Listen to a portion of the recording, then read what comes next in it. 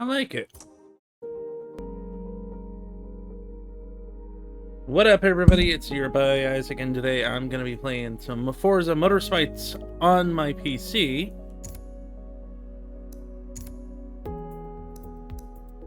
Oh, wow, okay. Thought it was going to have us do a whole new thing here. Alright, then.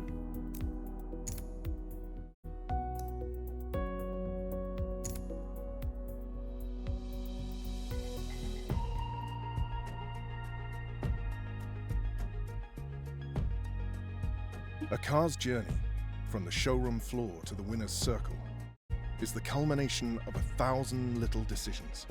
Every part, every detail, all carefully chosen by great builders who know what it takes to push a car past its perceived limitations, to find that extra tenth of a second, and in the process, create something that is a unique extension of themselves. Yeah, that's what customized cars do. Your car's journey begins here. To become a Builders' Cup champion, you'll need to outsmart and outbuild your opponents before battling it out wheel to wheel on race day.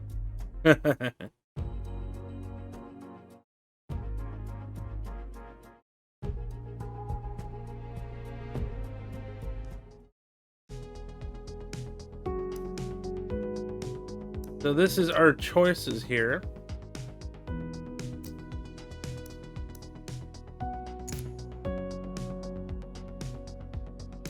You know, guys, I love a good Mustang, so for this, I'm going for the Mustang.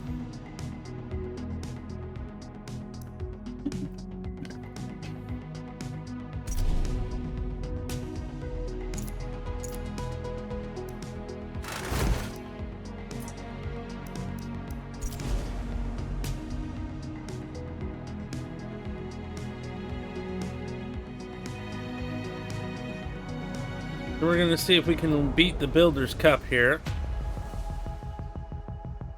In the Grand Oak Club layout, speed is crucial through the majority of the turns, so nail those apexes and avoid drifting. Of course, we got our awesome helmet.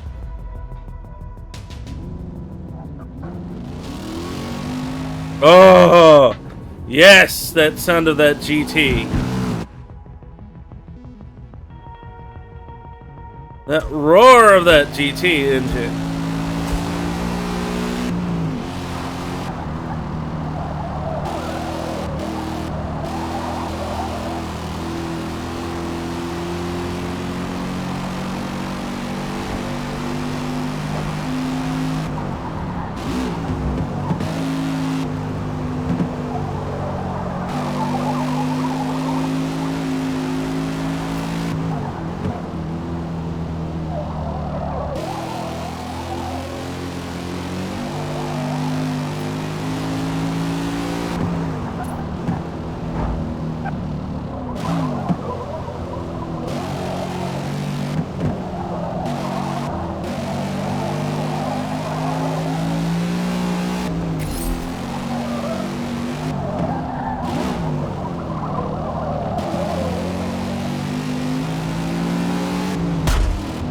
Oops.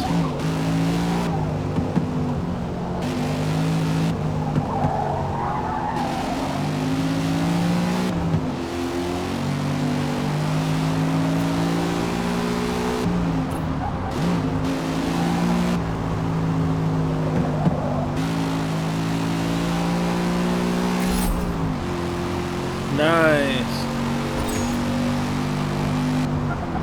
Good thing it looks like it saved my preferences from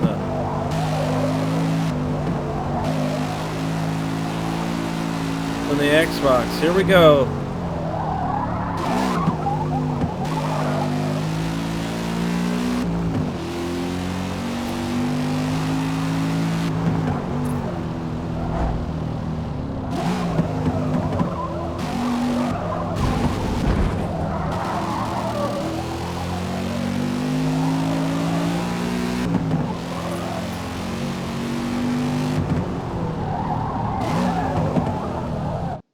Whoa.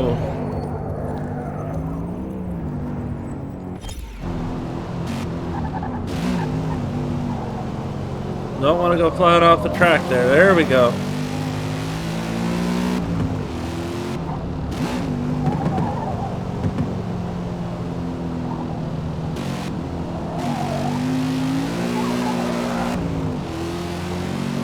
Let's do this.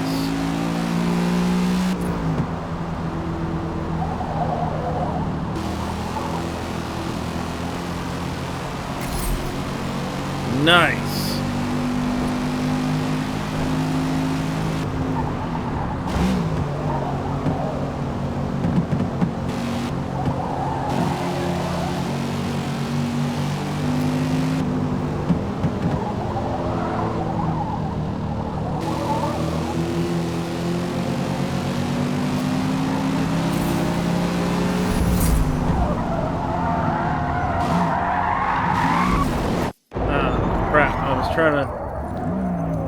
Trying to save that turn by hitting the e-brake, but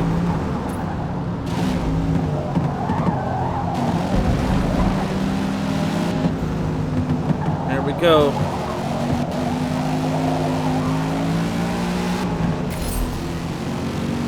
Nice.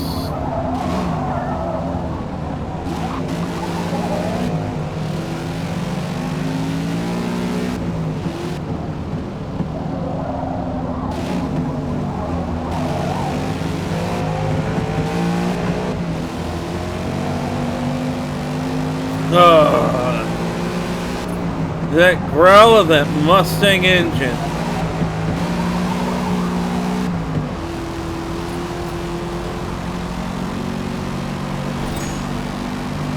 It is beautiful.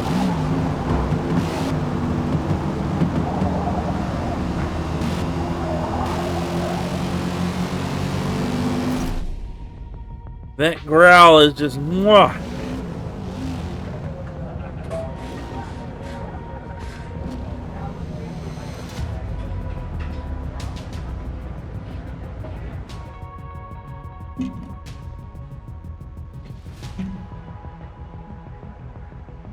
All right, let's do it.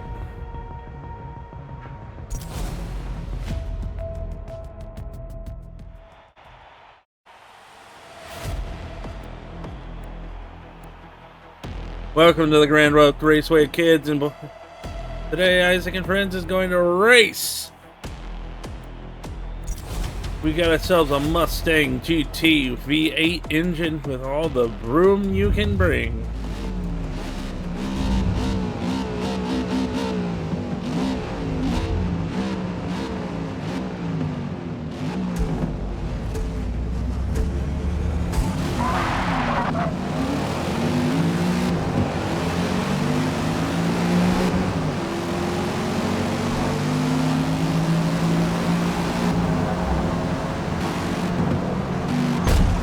Whoa!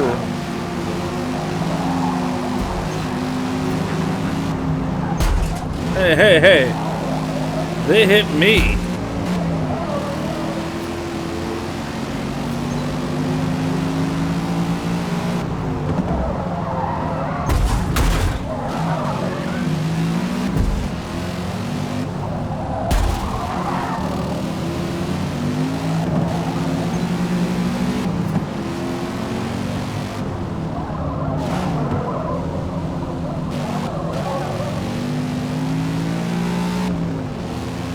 Alright, it's getting a little rough on the track out here.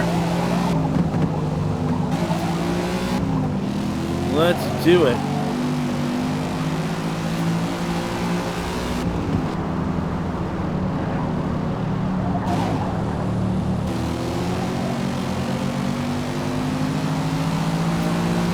Yeah, when you go in turns, you want to actually slow down.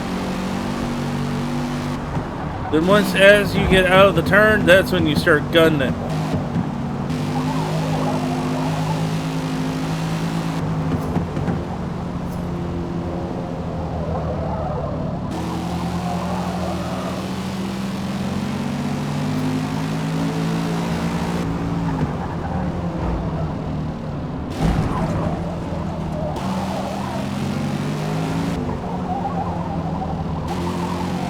Let's roll.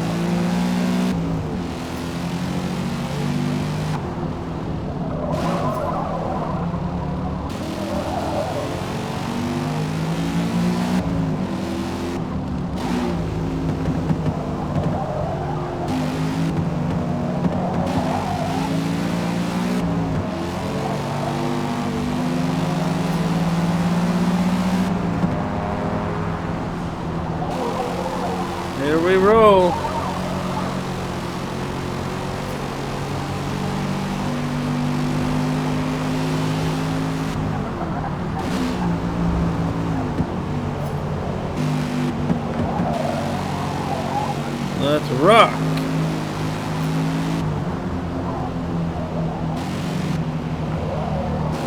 We got 2 laps left. Let's do this.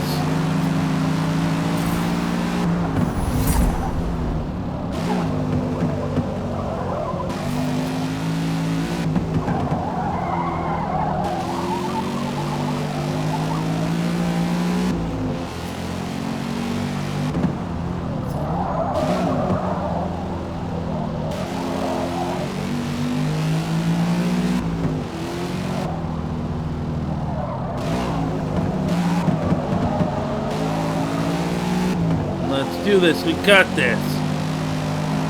We're almost to first place.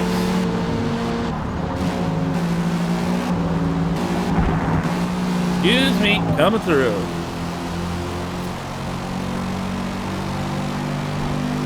Last lap. Nice.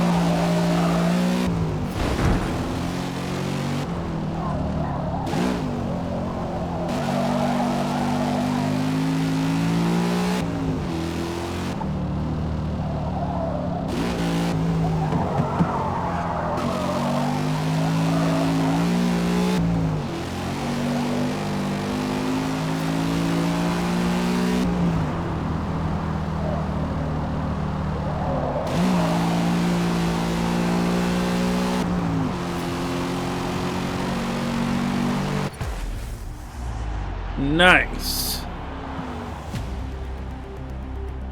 Well done. We finished P1.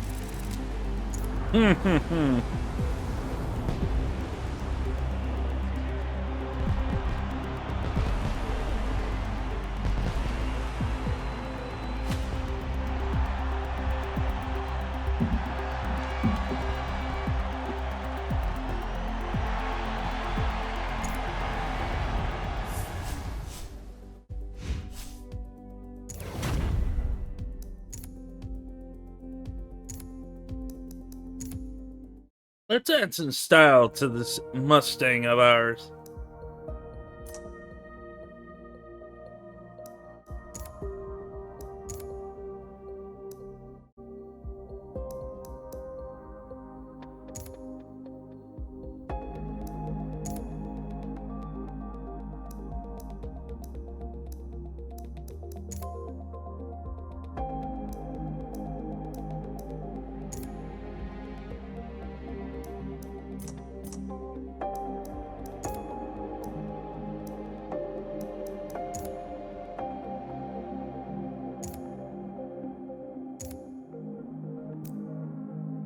Hmm.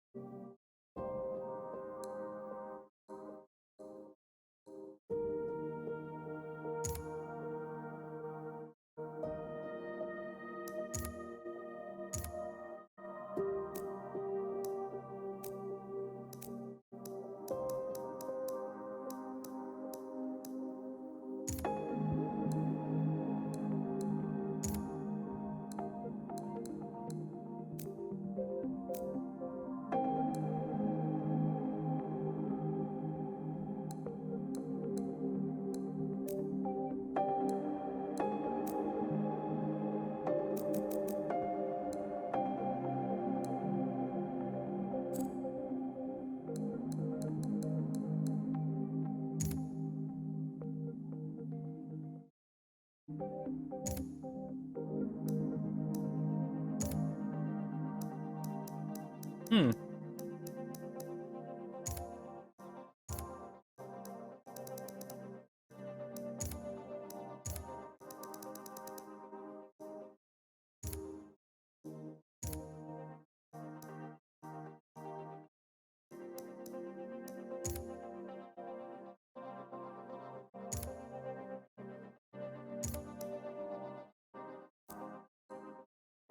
Love you, W, but not that much.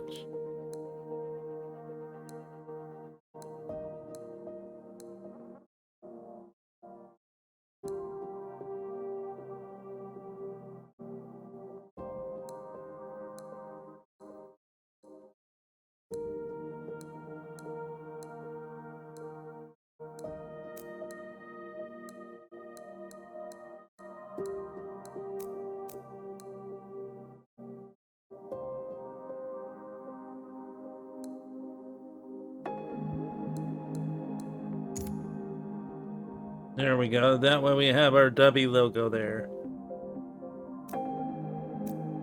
For our sponsors at W. Hmm.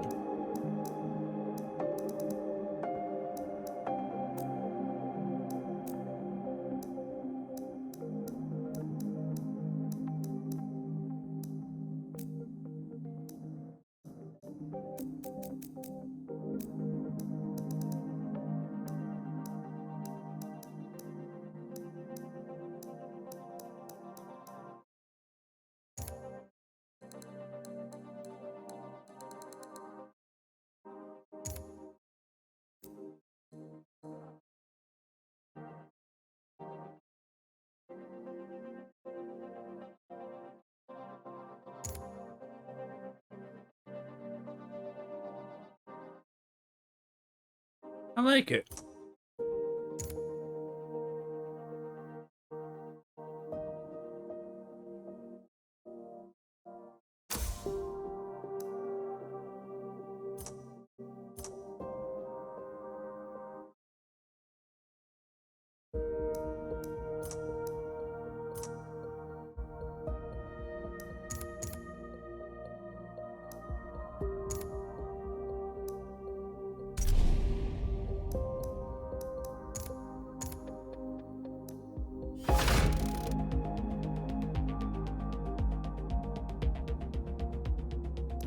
All right.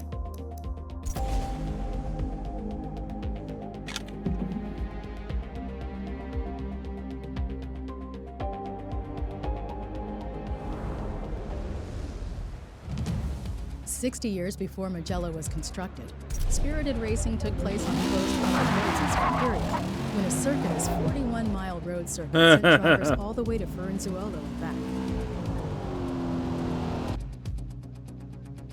All right, let's do this.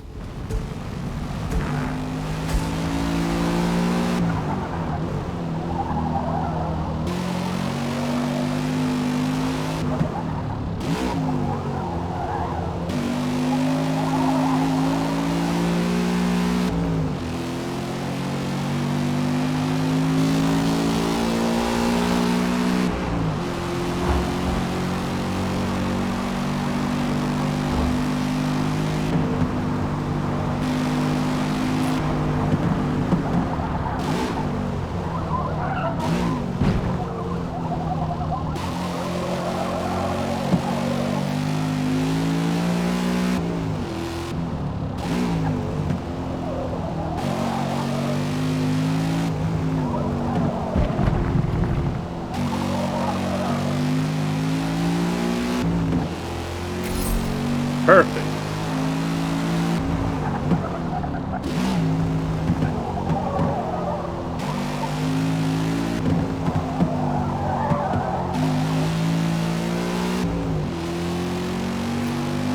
Listen to that roar. This is why I love American muscle cars.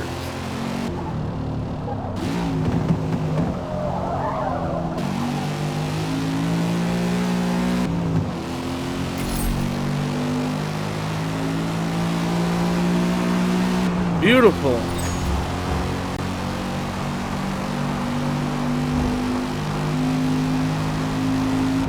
Maybe one of these days I'll actually have a real one. And I can actually have it specifically designed for like the channel and all that. Take it to conventions, whatever, whenever I go. Because I'm always going to Pensacon at least once a year, so... with a whole bunch of everybody, so it'd be cool to just grab the guys, take them off to Pensacon.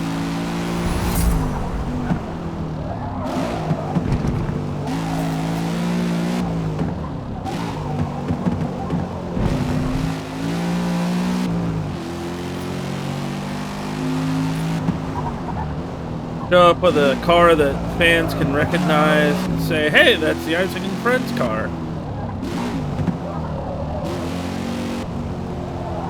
Won't be as cool as like Zintrea or whatever, but hey.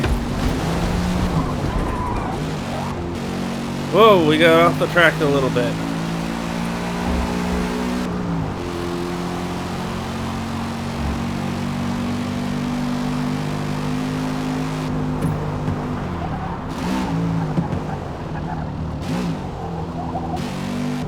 Yeah, so I mean, I've said it before and I'll say it again. I'm not particularly a fan of things like Lamborghini, Ferrari, or Porsche. They're fine cars, arguably, yeah, but I don't know. There's a point where if it costs like over $1 million,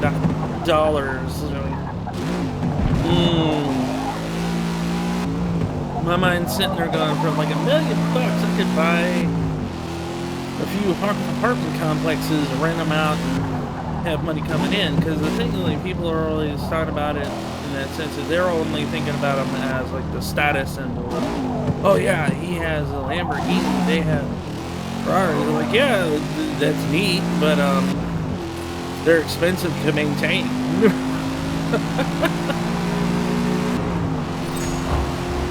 That's the one bit that people don't think about or talk about is like, yeah, those cars are expensive to maintain. I think one of my viewers, Naomi Schmall, was actually talking about how some of the Lamborghinis, because of the kind of foil that they were using on the exterior of the car, sometimes would catch fire just from sitting outside. So, yeah, you know, a car that's almost $1 million catching fire spontaneously doesn't sound good to me.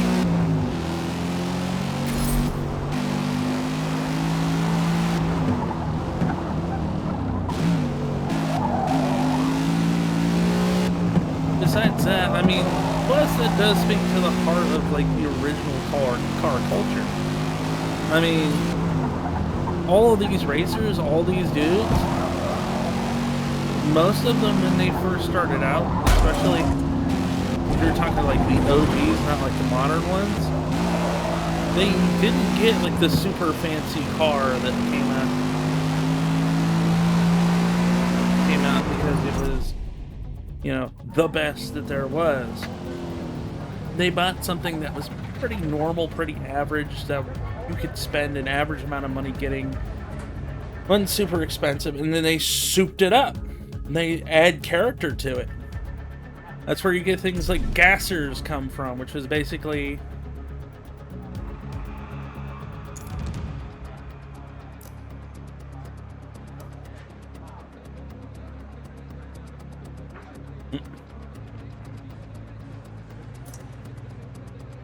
which were basically just your average tooling cars around town that had been souped up, or they dumped a even bigger motor on it. That's where you got your, you know, Model Ts, like the classic hot rod that everybody thinks about, which is like your Model T and A's that are where the engine block is completely removed. They just have the motor sitting with giant pipes coming out the back of it. I mean, hell, most of NASCAR got started really by smugglers who would take cars that they just bought, you know, regular old just road drivers that they souped up. Literally all they did.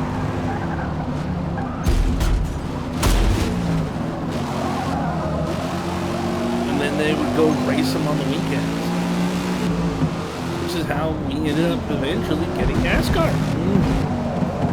Basically a bunch of dudes taking regular cars, souping the hell out of them, basically dropping bigger motors, putting more stuff to them, make them faster and faster, and then racing them against each other on the weekend on the track.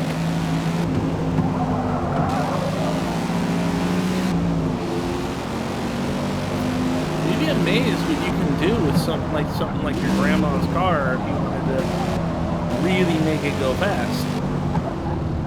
I mean, I'd say that's pretty much what the customizable scene is all about. It's basically taking ordinary vehicles, and then just turning them into awesome sports cars. Decking them out, making them look cool, making them look amazing and drive like that's out of hell, you know?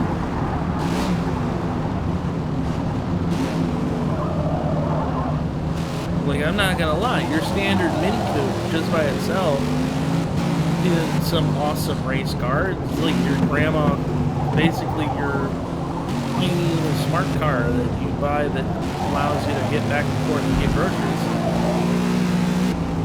Although, now that just makes me want to see someone take a smart car and just shove the biggest motor they could, put some freaking pipes in that bastard,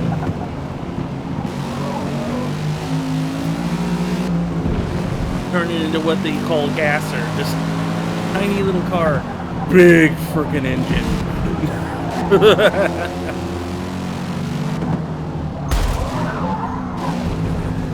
That would be hilarious to see. It really would. It'd be cool to see too.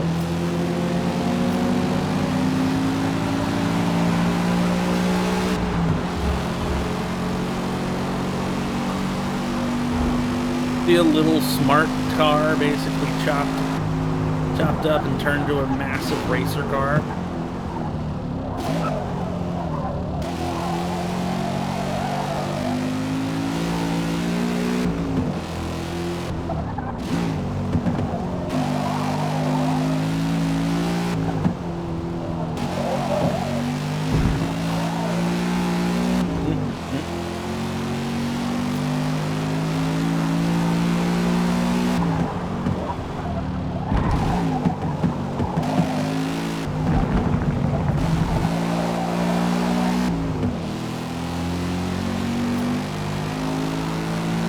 That would be in line with the spirit of the OG hot rodders, taking something cheap that's, you know, readily affordable, and then just dumping a bunch of money in it, making it even more badass than it ever was before, or any had any right to be.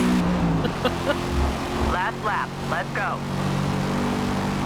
I mean, that's how Mustangs and Camaros and all that got started.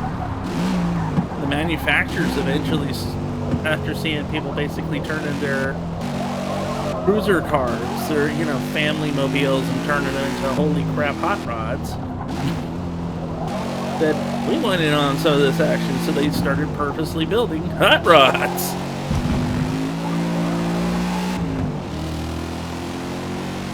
To be fair, it's probably not that far from like gamer culture too.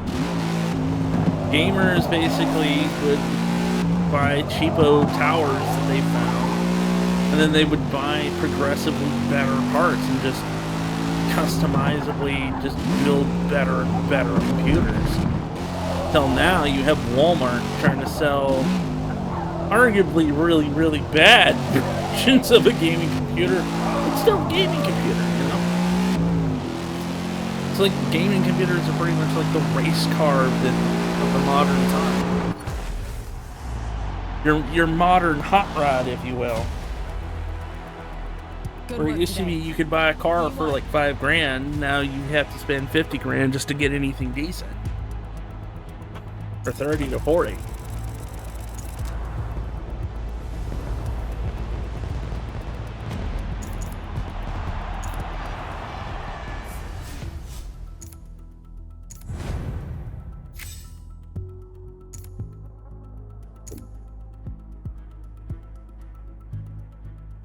Oh, I'm out of Debbie. I do, however, have tea.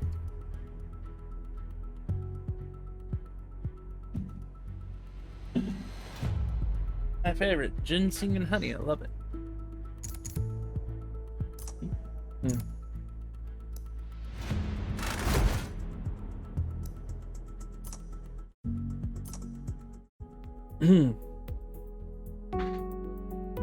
Well, yeah, it's pretty much the story of how, like, your American muscle car showed up. That's kind of the car culture pretty much everywhere, really. They took cars that were readily available to them, and of course, you had all the guys that, guys and gals that wanted that extra zoom. Rainfall happens during the warmer months, so weather conditions will be monitored closely during the race. That's exactly what they did. They took something readily affordable, beefed up the motor, beefed up everything they can to try and make it performance-wise. Or, in the case of the Japanese, they didn't necessarily beef up the motor, but they did beef up the handling of the car. They made it faster. They made an entirely different way of racing.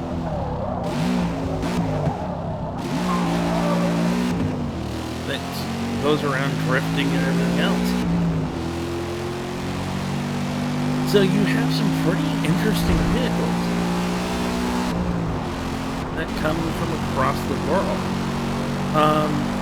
Vehicles like the Mercedes-Benz, the BMW, they make cars for things like the Autobahn, where there's no speed limit. It's just, how fast can you go?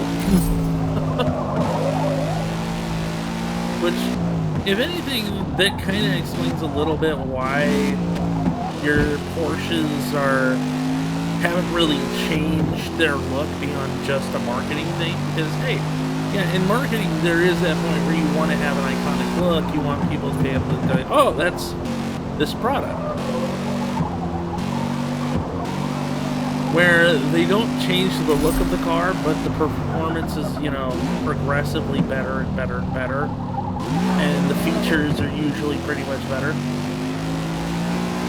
Now, personally, I'm going to say, honestly, I'm not a Porsche fan.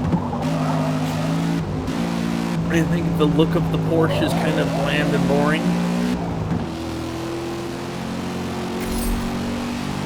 I like my cars to have a little more character. See, the problem is, if I, for whatever reason, somehow I ended up with a Porsche, I'd probably be that dude that takes it to the customized shop and said, I don't care about it looking like a Porsche. I want you to turn this thing into something cool and something amazing. I would be the person that would basically go around and just turn a Porsche into a hot rod.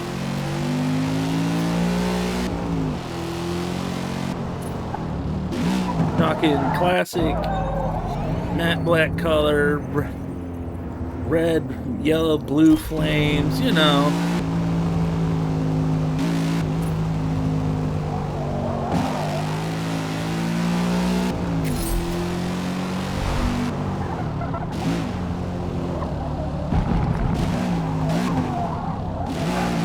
Hot rod her out, make it look good. But, and I will say that, truthfully, honestly, though, the way I think, though, is like, I'll spend 30, 40 grand on a car, but I'm not spending $1 million on something. No, not a car, anyway. I'm not gonna spend $1 million on a car. Why? Oh, it's that simple? Yeah, well, that's kind of... Outside of my gaming, I don't really care about what other people think. Like, I want people to like my channel, sure. But, outside of that, I'm not really caring about, you know, status symbols. I'd rather look poor and give to the world and be happy about it than ride around in a multi-million-dollar car be like, I'm the greatest thing in the universe. Okay, whatever. I'd rather throw that money into things like cancer research or helping little kids, but you know, you do you, I guess.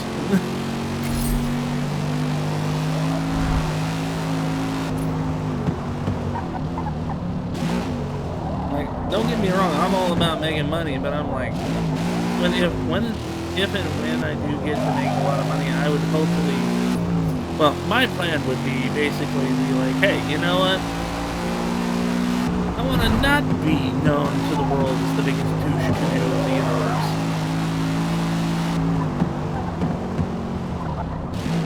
I actually probably would end up a lot like Mr. Beast, just giving people money, giving away money, giving away cars, because I know what it's like. Like, I've lived in a tiny apartment for almost 10 years. I've walked everywhere I wanted to go for 10 years. You know?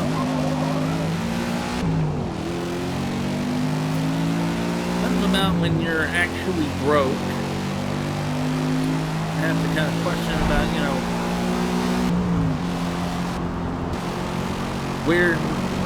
what kind of food you're going to have, try to plan out your meals based on what you can afford.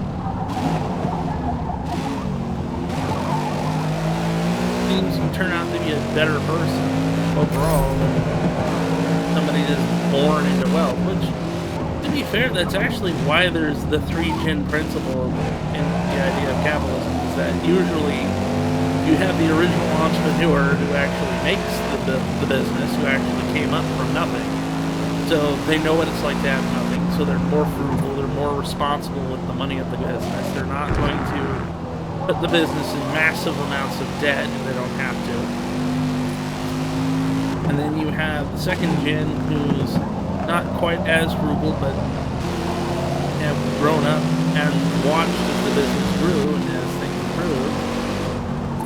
And then you usually have the 3rd generation who just grew up with the wealth, didn't care how it happened, or don't care an inkling of an idea of anything about the business or what it's about. All they care about is having the fancy dress, having the fancy car. They don't want or feel like they should have to live as the poors do. Typical, funny, interesting example would be somebody like the guy who founded Walmart. You know, even as Walmart became the massive multi-billion-dollar corporation that it was, multi-billion-dollar corporation it was, dude still drove a beat-up F-150 from like the 70s. Still. Guy didn't really drive Lamborghinis that much.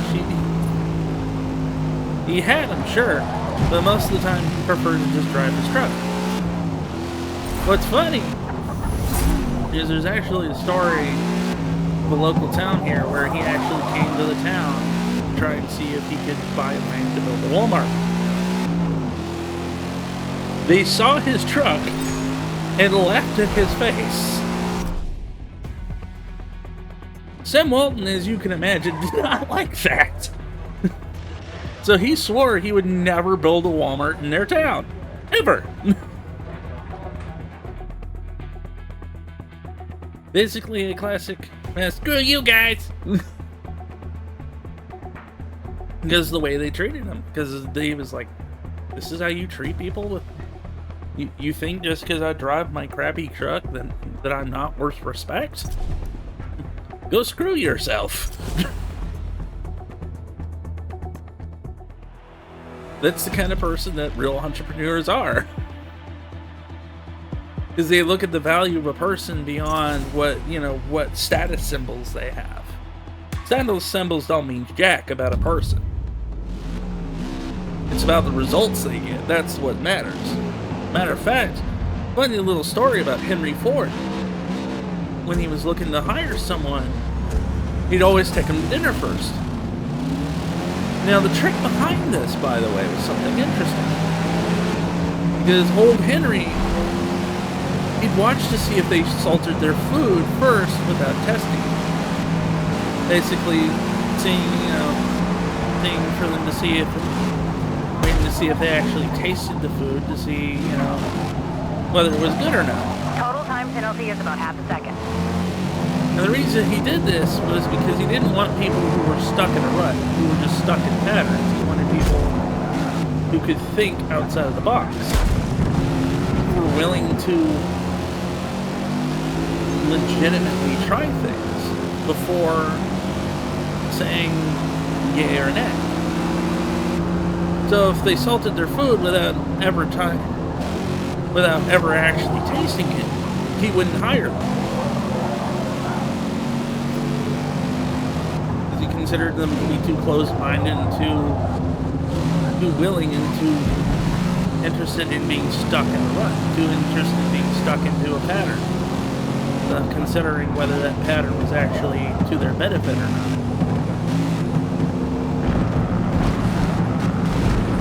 Because that's kind of what entrepreneurs are really like. They prefer people who are going to be open-minded, people who are going to try things out or test things out before they do anything.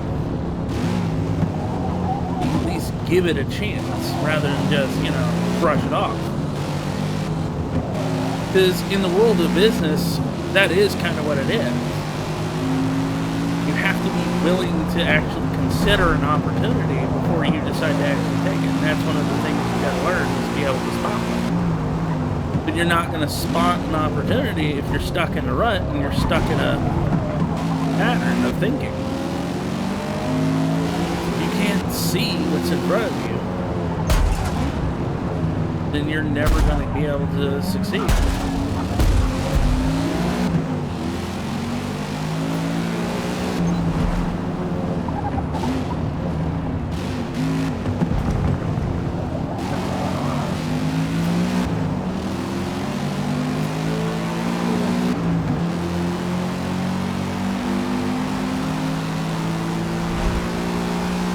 Willing to take the opportunity. You have to be willing to challenge the norm on occasion.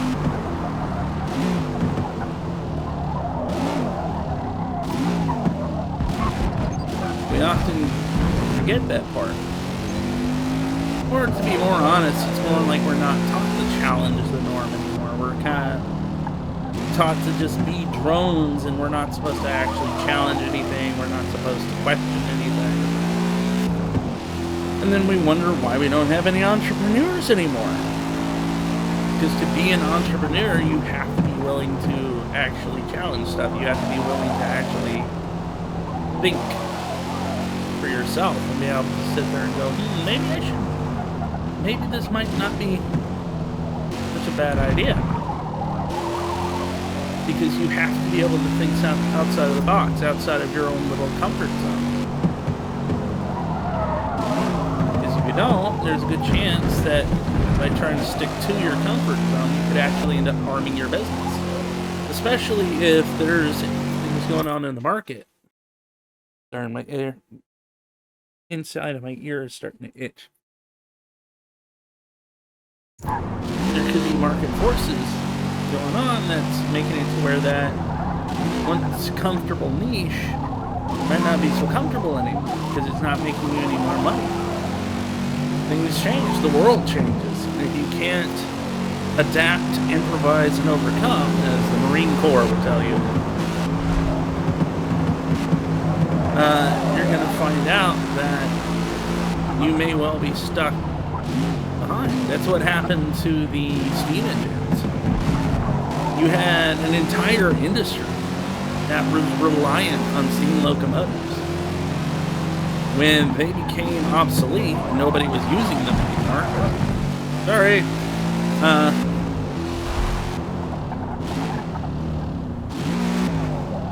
You had a whole bunch of people whose only expertise was in steam engines.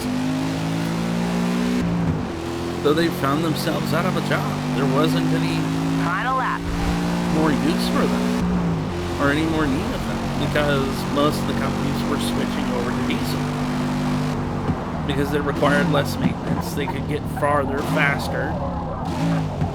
I think we'll probably see, as much as I hate to say it, I think we probably will see exactly that with electronic vehicles.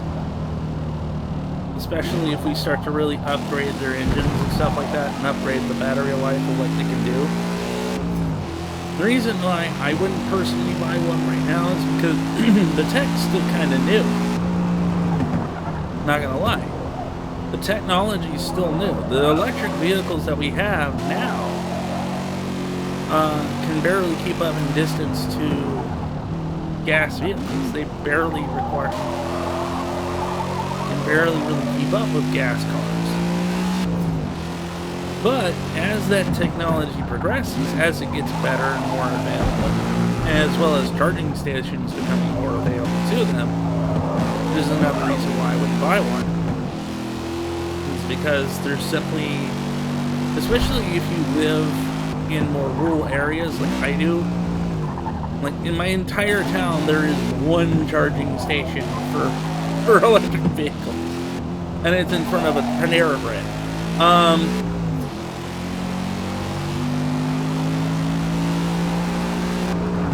Compared to like 7 to 10 gas stations, there's more readily available service to your gas vehicles, to your diesel engines, and stuff like that right now than there is to EVs. So it's a lot more expensive to get maintenance done. It's a lot more expensive just to, you know, take care of them.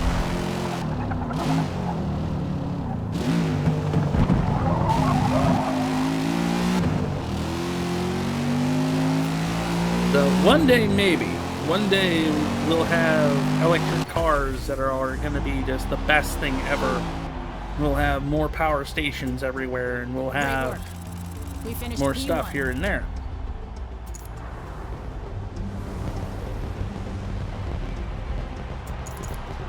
It's actually one thing that always makes me laugh when people say that, oh, this will never change, this will never change. They're like, have you not seen all of human history? People used to say we wouldn't be able to go faster than 50 miles an hour, which was about the top speed of a horse. Or we wouldn't be able to fly. They used to say radio waves didn't exist.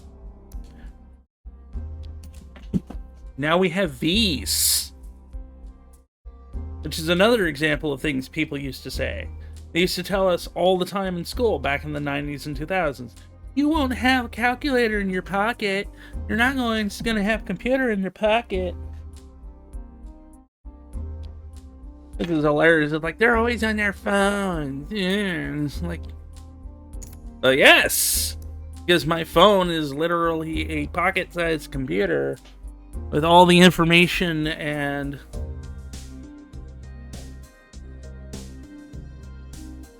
knowledge and contactability that I need. If I want to talk to somebody, it's right there in my pocket.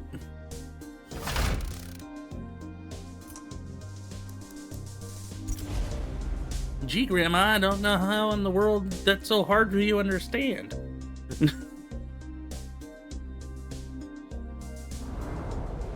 Like, there's a reason why social media has exploded so much. The Glen is one of North America's classic motorsports venues. Built in 1958, after a decade of local racing on closed public roads following World War II. Oh, by the way, yeah, this is another car I've customized. I didn't decide to go back through this, because, I mean, why not? But hey, I hope you like the design for this one, too. I like customizing my car in these kind of games. Normally, though, I change up the body style and stuff, but, don't really let you do that in this Forza game, which sucks.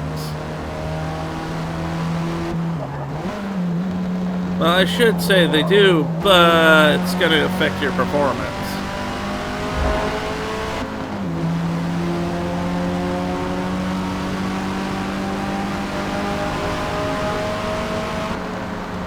Not the roar of the Mustang, but hey, it'll work.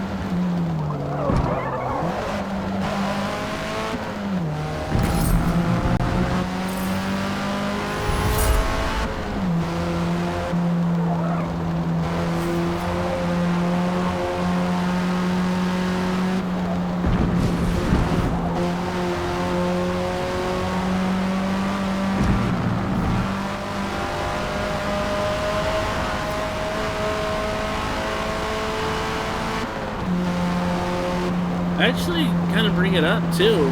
Kind of really want to think about it. That's actually how Ferrari and Lamborghini started out too. Literally, a couple of race car drivers for two different companies basically started building their own custom rides, and that turned into them having their own car company eventually. Unfortunately, Lamborghini and them did actually end up getting bought out.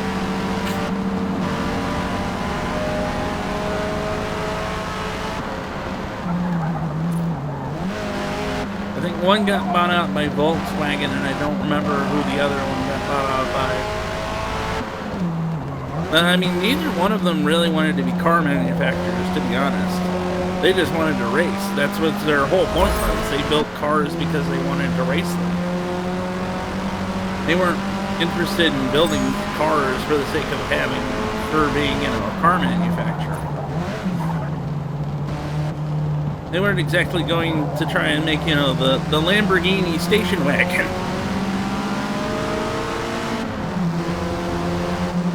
Their point was I want to make a race car that goes vroom and go vroom fast.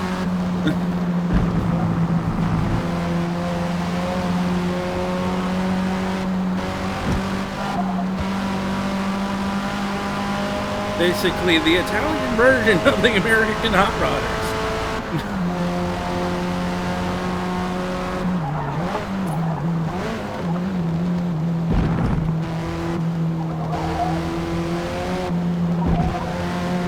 Which is oddly enough why Lamborghinis are actually so expensive, because they don't make a whole ton of them. They only make like 300 at a time, something like that. Which is where a lot of that kind of car value comes from, is literally that these guys don't make a ton of their vehicles.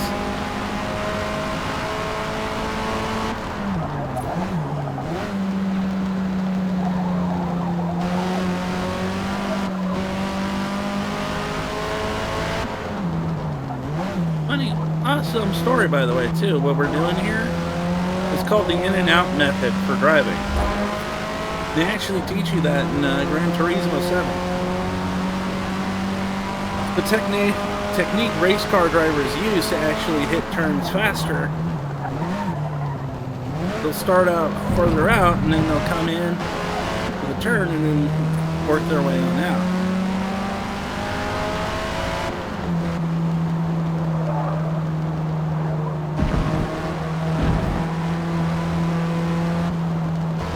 Kind of interesting way of doing it,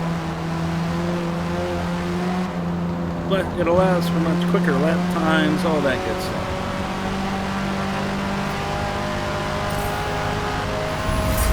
Especially if you're talking about like tougher corners and things like that. You can see here they're kind of coming in wide and turning into the turn.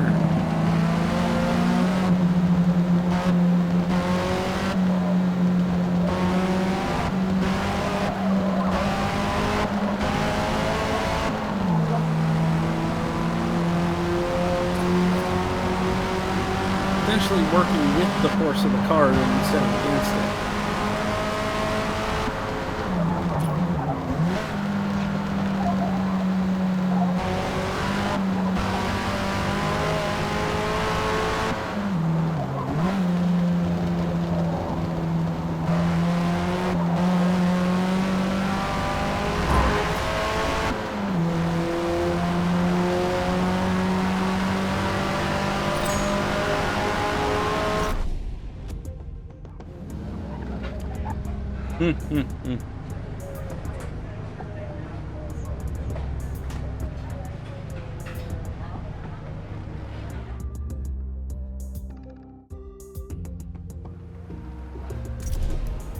Let's do this.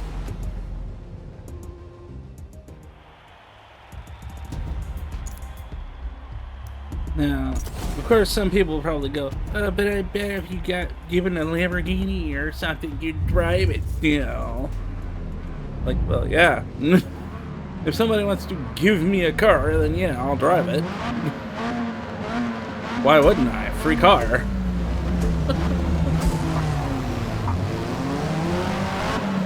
Like, oh, gee, yes. Why would the person who's been walking back and forth to everywhere for 10 years not drive a free car? Like, You wouldn't even have to be in my situation to do that. It's free car. You give anybody a free car, they'll probably drive it. If they're not a completely entitled coot.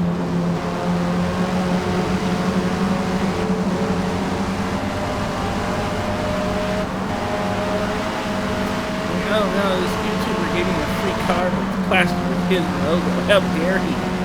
I'm like, I will be your driving billboard if you give me a free car. I don't care. Free car and all I have to do is just drive it around with your logo on it? Sure.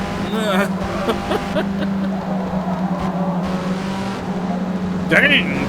Oh, what a horrible choice.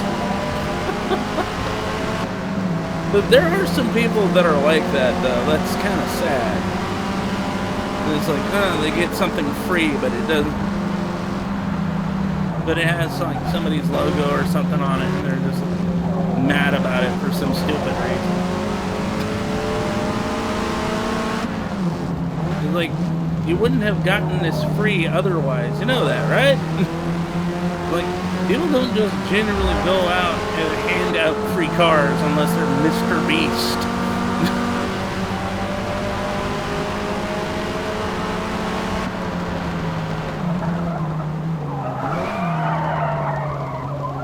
Whoa, gotta rewind that. Should have hit the brakes a bit earlier.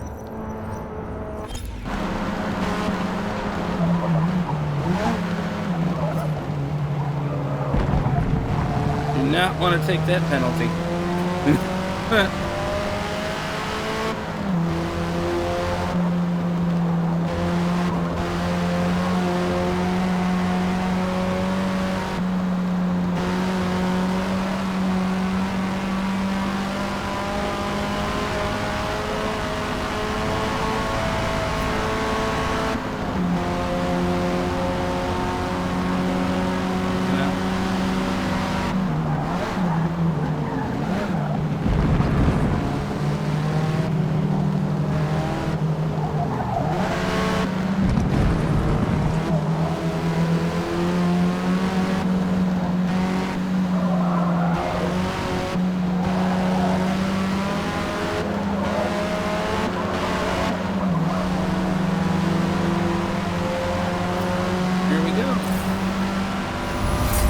That actually does remind me, it's kind of funny too that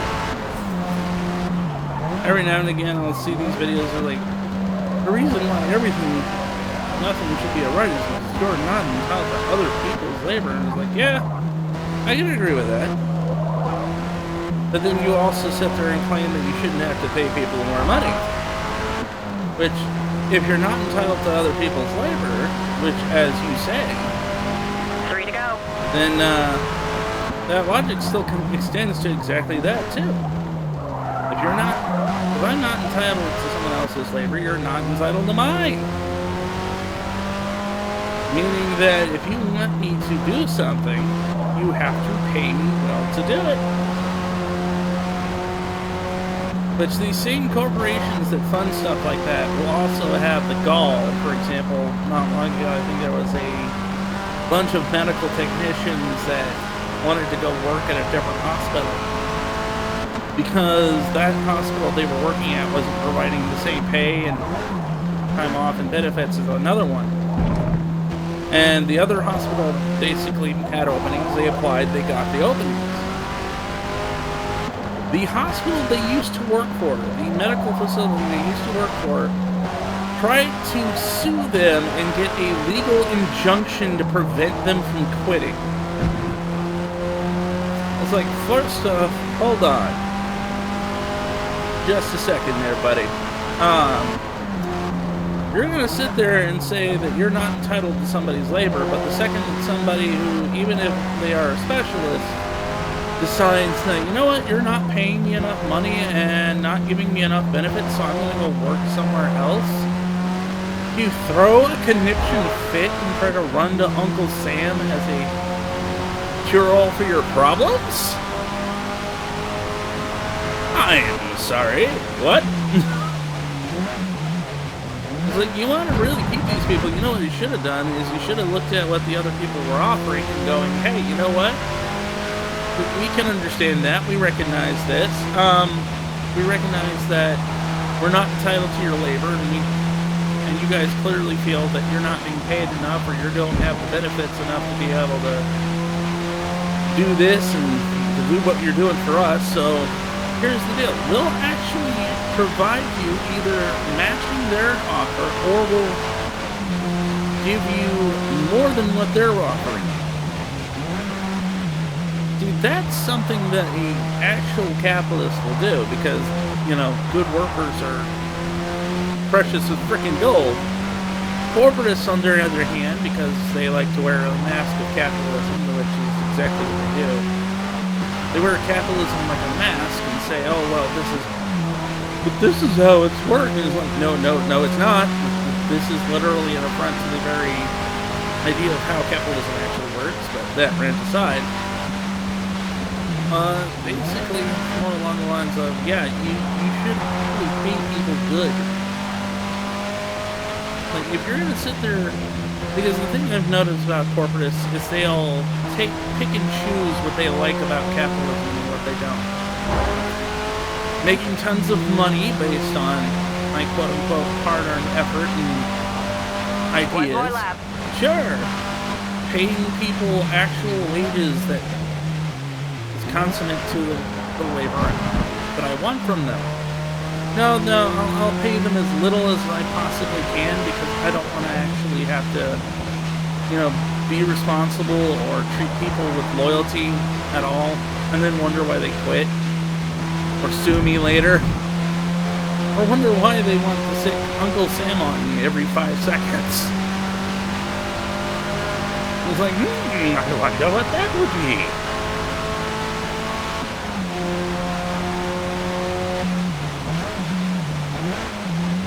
That's why I always say corporatism wears capitalism like a mask. They take what they want out of it, and then they basically throw aside the rest. And by the way, for those of you not familiar, when I call something corporatist, it's kind of a term I use for what we have in the U.S., because it's not really capitalist, not exactly. Kind of like a weird nobility system that likes to try and wear capitalism as a mask. Like, they'll tell you what they're doing as capitalists, and you should support it, which comes primarily, oddly enough, from like the Cold War era, where they're like, don't you see? You have to let us do this, because if you don't, then you're dirty commie. But in reality, if you actually look at how capitalism is supposed to work, it's like, they are not capitalists. They consider everything to be their right. They don't have to Great race. pay you for crap. They don't have to, you know, do anything like that.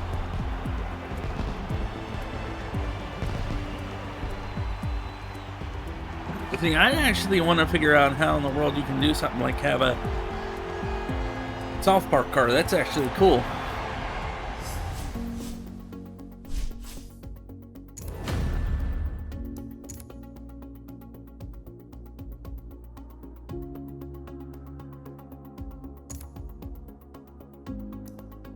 Yeah, matter of fact, one of the things I always say too is that corporatists are okay with trying to impoverish everybody. A capitalist looks at that and goes, that is a really dumb idea.